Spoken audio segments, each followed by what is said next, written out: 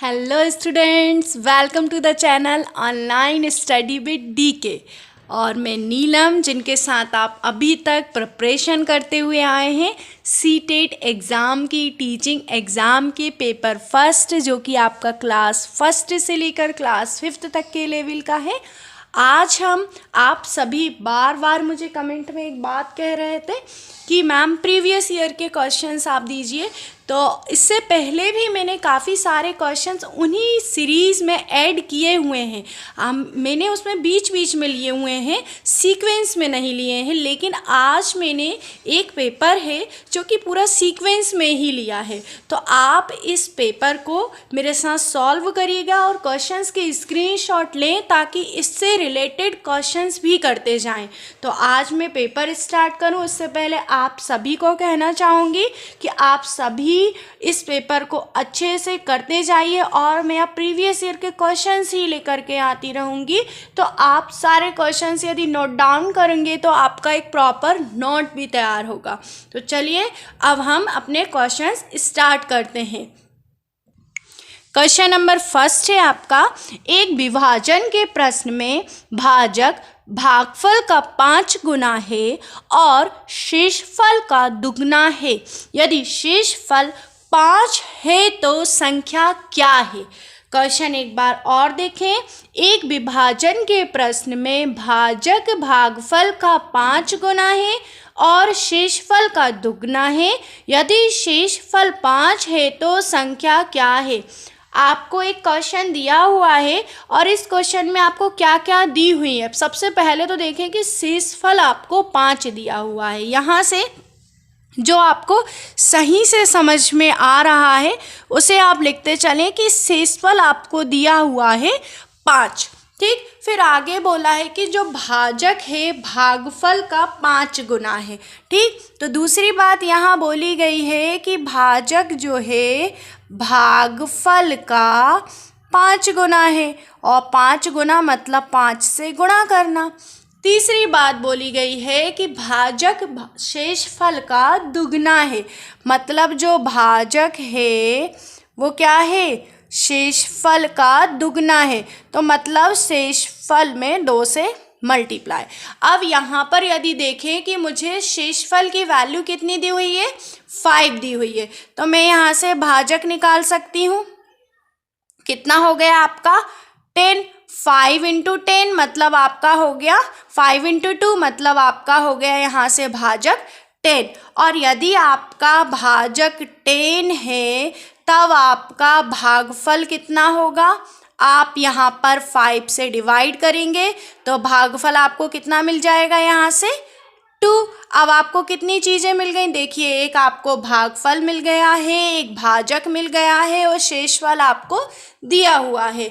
अब हमारा जो फॉर्मूला होता है क्या होता है? भाज्य बराबर भाजक इंटू भागफल प्लस शेषफल। भाजक इंटू भागफल प्लस होता है शेषफल के। अब हम इन सभी वैल्यूज़ को यहाँ पर रखेंगे। भाजक 10 है, भागफल 2 है, शेषफल आपका 5 है, तो आपका आंसर क्या होगा यहाँ से? 25। तो क्वेश्चन को आप अच्छे से देख सकते हैं, रीड कर सकते हैं, स्क्रीनशॉट लें और खुद से करने की कोशिश करें। सेंटेंस को, जो वर्ड प्रॉब्लम है उसको समझेंगे तभी ये सॉल्व होगा। तो देखिए, शेषफल 5 था, भाजक भागफल का 5 गुना था और भाजक शेषफल का 2 गुना था। यहाँ से आपको भाजक की वैल्यू, यहाँ से आपको भागफल की, और फिर फॉर्मूले में भाजक इंटू भागफल प्लस शेषफल। तो आपका जो आंसर आया 10 × 2 20 प्लस 5 इज 25, मतलब आपका जो 25 है इसका राइट आंसर हुआ। अब हम नेक्स्ट क्वेश्चन देखते हैं। 5 क्रमागत संख्याओं का योग जो है 20 है। प्रथम 3 क्रमागत संख्याओं का योग क्या है? क्वेश्चन में आपको बोला गया है कि 5 क्रमागत संख्याओं का जो योग है वो 20 है। अब क्रमागत संख्याएं हम लेते हैं, जैसे कि 2 3 4 5 6। अब 5 क्रमागत संख्याओं का यहाँ पर बोल रहे हैं कि जो योग है वो 20 है। तो सबसे पहले हम देखते हैं क्या इसका जो योग है वो 20 है। तो हम 2 + 3 + 4 + 5 + 6 करते हैं तो देखिए आपको 20 मिल रहा है। अब इन्होंने बोला कि 3 क्रमागत संख्याओं का योग क्या है। 3 क्रमागत मतलब 2 + 3 + 4 मतलब आपका कितना हुआ 9। अच्छा, एक और क्वेश्चन आपके दिमाग में आया होगा यहाँ से कि मैंने ये ही 3 क्यों ली, ये 3 क्यों नहीं ली। तो जब भी क्रमागत संख्या की बारी आती है या बात आती है तो आप शुरुआत से ही जो संख्याएं हैं उन्हीं को लें। तो आपका इसमें राइट आंसर होगा 9 मतलब 9। तो ये क्रमागत संख्याओं से रिलेटेड भी देखिए क्वेश्चन आया है, भागफल से भी क्वेश्चन आया है और इनके क्वेश्चंस मैं आपको देखिए करवा चुकी हूँ पहले ही। अब हम नेक्स्ट क्वेश्चन देखते हैं। एक वर्ग के रूप में एक तार 144 सेंटीमीटर स्क्वायर का क्षेत्रफल घेरती है। ठीक, एक वर्ग के रूप में एक तार 144 मीटर स्क्वायर का क्षेत्रफल घेरती है। यदि इसी तार को एक आयत के रूप में मोड़ा जाए तो उसकी लंबाई 16 सेंटीमीटर है, तो कितना क्षेत्रफल घेरा जाएगा। अब यहाँ पर वर्ग की भी बात हुई है, आयत की भी बात हुई है और आपको बताना है कि आयत में कितना क्षेत्रफल घेरेगा। तो सबसे पहले तो हमें जो दिया हुआ है हम उन्हीं से कुछ चीज़ें निकालने की कोशिश करते हैं। जैसे कि हमें दिया हुआ है यहाँ पर वर्ग के रूप में एक तार जो है 144 सेंटीमीटर स्क्वायर का क्षेत्रफल, मतलब आपको यहाँ दिया हुआ है वर्ग का क्षेत्रफल। तो वर्ग का क्षेत्रफल आपको दिया है 144 सेंटीमीटर स्क्वायर और वर्ग के क्षेत्रफल का जो फॉर्मूला होता है वो होता है साइड स्क्वायर। तो आपकी एक साइड यहाँ से क्या मिल जाएगी आपको 12 सेंटीमीटर। क्या मिल गई आपको यहाँ से एक साइड मिल गई है जो कि है आपकी 12 सेंटीमीटर की है। अब आगे बोल रहे हैं कि यदि इसी तार को एक आयत के रूप में मोड़ा जाए।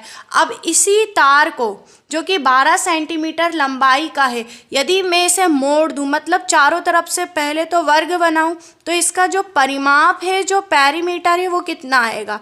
तो परिमाप होता है 4 है, मतलब आपका कितना हो जाएगा 48 सेंटीमीटर। अब आगे बोल रहे हैं क्वेश्चन में कि जिसकी लंबाई 16 सेंटीमीटर है। अब इस तार की जो लंबाई है वो है आपकी 16 सेंटीमीटर।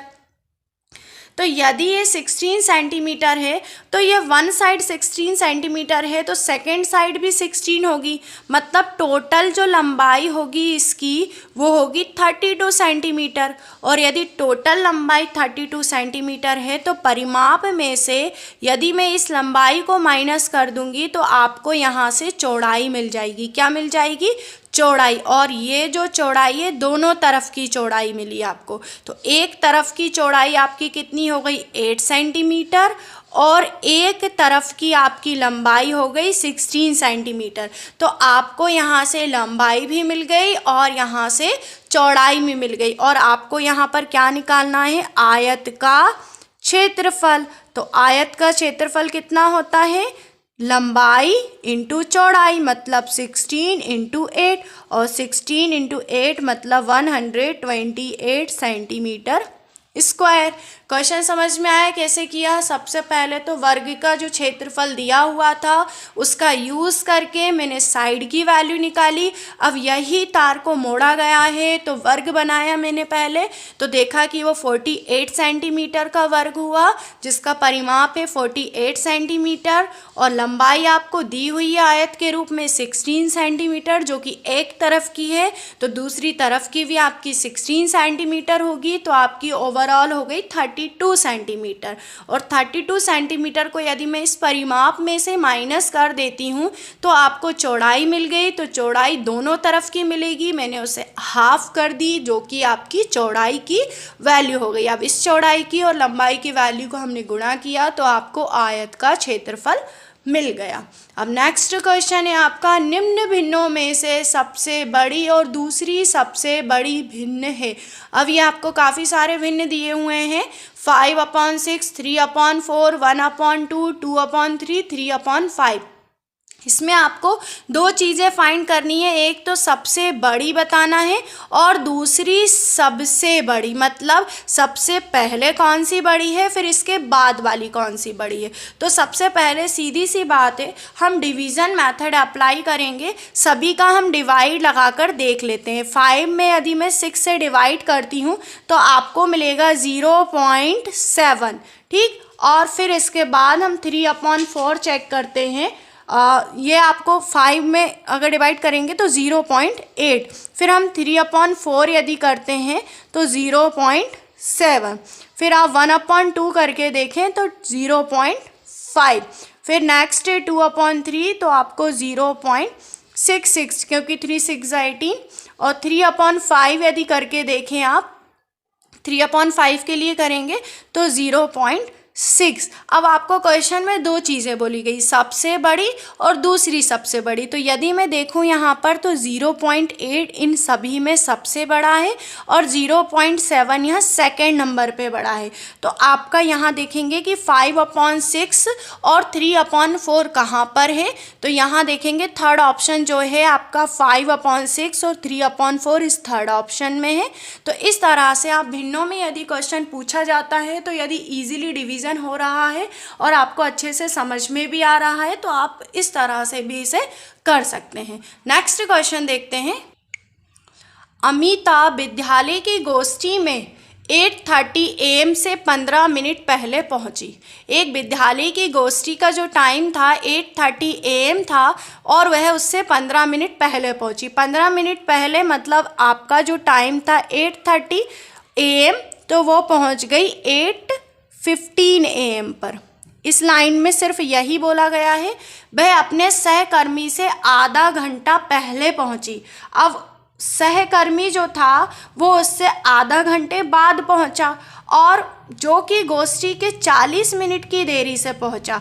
अब गोष्ठी के 40 मिनट की देरी से वह सहकर्मी पहुंचा, तो आधा घंटे पहले और सहकर्मी 40 मिनट देरी से गया। तो 40 मिनट देरी मतलब 40 मिनट यदि देरी देखें हम यहाँ पर तो आपको कितनी हो गई, देखिए फिर से एक बार पढ़ेंगे। वह अपने सहकर्मी से आधा घंटे पहले पहुंची। आधा घंटे पहले मतलब 30 आप इसमें ऐड करेंगे तो आपका कितना होगा 8:45 AM। आधा घंटे पहले पहुंची, सहकर्मी इतने बजे पहुंचा होगा और 40 मिनट देरी से पहुंचा सहकर्मी। तो 40 मिनट की देरी मतलब आपका यहाँ पर टाइम क्या हुआ 8:05 AM। तो आपका राइट आंसर क्या हुआ सेकंड वाला। एक बार क्वेश्चन समझे। अमिता विद्यालय की गोष्ठी में 8:30 AM से 15 मिनट पहले पहुंची। 15 मिनट पहले का समय वह अपने सहकर्मी से आधा घंटे पहले पहुंची। आधा घंटे पहले मतलब सहकर्मी के आधे घंटे बाद का समय और जो कि गोष्ठी के 40 मिनट की देरी से पहुंचा। अब देरी से पहुंचा तो हमने उस देरी को माइनस कर दिया, मतलब आपका एक्चुअल टाइम गोष्ठी का 8:05 AM। नेक्स्ट क्वेश्चन है 1 सेंटीमीटर इंटू 1 सेंटीमीटर वाले 48 छोटे वर्गों को कुल कितने प्रकार से व्यवस्थित किया जा सकता है कि परिणामी क्षेत्रफल 48 सेंटीमीटर स्क्वायर हो। अब भाई बहुत सारे इस तरह से वर्ग हैं, उनको व्यवस्थित किया गया है 48 छोटे वर्गों को कि कुल कितने प्रकार से हम व्यवस्थित कर सकते हैं। तो ये जो क्वेश्चन है आपका प्रायिकता से संबंधित है, प्रोबेबिलिटी से संबंधित है और इसमें आपको सबसे पहले तो ये जो गिवन है उसके अकॉर्डिंग की जो एक वर्ग है उसका क्षेत्रफल भी आपका इतना ही है। अब कितने वर्ग हैं छोटे छोटे 48 वर्ग हैं। यदि आप जानते हैं कि 4 का यदि मैं फैक्टोरियल निकालती हूँ तो 4 × 3 × 2 मतलब 24 और 24 जो आपके वर्ग हैं, यदि मैं उनको दुगना करती हूँ तो आपको 48 मिल ही जाएगा। तो इस तरह से आप कह सकते हैं कि 4 का फैक्टोरियल मतलब इसे 4 प्रकार से व्यवस्थित किया जा सकता है। नेक्स्ट क्वेश्चन है आपका, विद्यालय की सभा में एक कक्षा के विद्यार्थी एक पंक्ति में खड़े हैं, दोनों सिरों से रूही का 19वां स्थान है, उस कक्षा में कुल कितने छात्र उपस्थित हैं। देखिए ये क्वेश्चन थोड़ा रीजनिंग पर आधारित क्वेश्चन है और इस क्वेश्चन में बोला गया है कि उसमें कुल कक्षा में कुल कितने छात्र हैं आपको ये बताना है। तो सबसे पहले तो रूही जो है ऊपर से भी 19वें नंबर पर है और नीचे से भी 19वें नंबर पर है रूही। तो यदि मैं देखती हूँ यहाँ पर, तो यहाँ पर भी 19 लोग हैं और यहाँ पर भी 19 लोग हैं। जब भी इस तरह से आपका क्वेश्चन आता है तो आप 19 और 19 को यहाँ जोड़ देंगे और एक जो कि रूही को यहाँ पर भी काउंट कर रहे थे और यहाँ पर भी काउंट कर रहे थे उसे हम माइनस कर देंगे। तो आपका जो आंसर होगा यहाँ पर 37। तो जो आपका 4th नंबर है 37 इज़ योर राइट आंसर। अब हम नेक्स्ट क्वेश्चन देखते हैं और लास्ट क्वेश्चन देखते हैं इस सीरीज का। क्वेश्चन है आपका, एक संख्या 100 के आधे से अधिक है, मतलब आधे से अधिक मतलब वह संख्या 50 से तो ज़्यादा है और यह 6 दहाई से अधिक। और अब सबसे पहले 100 के आधे से अधिक की बात है, मतलब भैया वो 50 से तो ज़्यादा है। दूसरी बात बोली है कि यह 6 दहाई से अधिक है, मतलब 6 दहाई मतलब 60 है और वो जो नंबर है 60 प्लस ये 60 कम नहीं है और इसमें 8 दहाई से कम है। 8 दहाई कम है मतलब 80 से कम है, वो 80 से ज़्यादा नहीं है। तो अब यहाँ पर दो बातें, एक बात होती है कि देखिए 54 वह हो नहीं सकती क्योंकि यहाँ पर 60 प्लस है, तो ये ऑप्शन आपका कैंसिल हो गया। 80 से कम है, 80 से कम है तो ये ऑप्शन आपका क्रॉस हो गया। अब आपको इन दोनों ऑप्शन में ही वर्क करना है। तो देखिए अब आगे बोला गया है कि इस संख्या का योग जो है 9 है। अब संख्याओं का जो योग है 9 है, तो हम 72 में भी 9 है और 63 में भी 9 है। अब हमें यह चेक करना है कि वह संख्या इन दोनों में से कौन सी है। फिर आगे बोला है कि इसका दहाई का अंक इकाई के अंक का दुगना है। तो आप इसमें चेक करें क्या इकाई का अंक जो है दहाई का अंक इससे दुगना है क्या, नहीं है। लेकिन यहाँ देखिए 3 2 जा 6, तो वह संख्या आपकी क्या हो गई 63। तो आपका जो राइट आंसर हुआ वो हुआ 63। तो इस तरह से आपके जो क्वेश्चन पेपर में क्वेश्चंस आते हैं वो इस तरह से सेट किए जाते हैं कि कोशिश करें कि आप ऑप्शन को भी अच्छे से देखें, क्वेश्चन को अच्छे से रीड करते हुए चलें और सीक्वेंस में हर एक लाइन को पढ़ते हुए चलेंगे तो क्वेश्चन और भी अच्छे से आपको सॉल्व होंगे। अभी इसी पेपर के कुछ क्वेश्चंस और हैं जो मैं नेक्स्ट वीडियो में आपको सेंड करूंगी, अपलोड करूंगी। तो आप प्लीज़ सारे क्वेश्चन पेपर्स देखें और इनके नोट डाउन करते चलें। यह आपके लिए काफ़ी बेनिफिट होने वाले हैं हर टेट एग्ज़ाम के लिए, सभी टेट एग्ज़ाम के लिए है ये पेपर्स।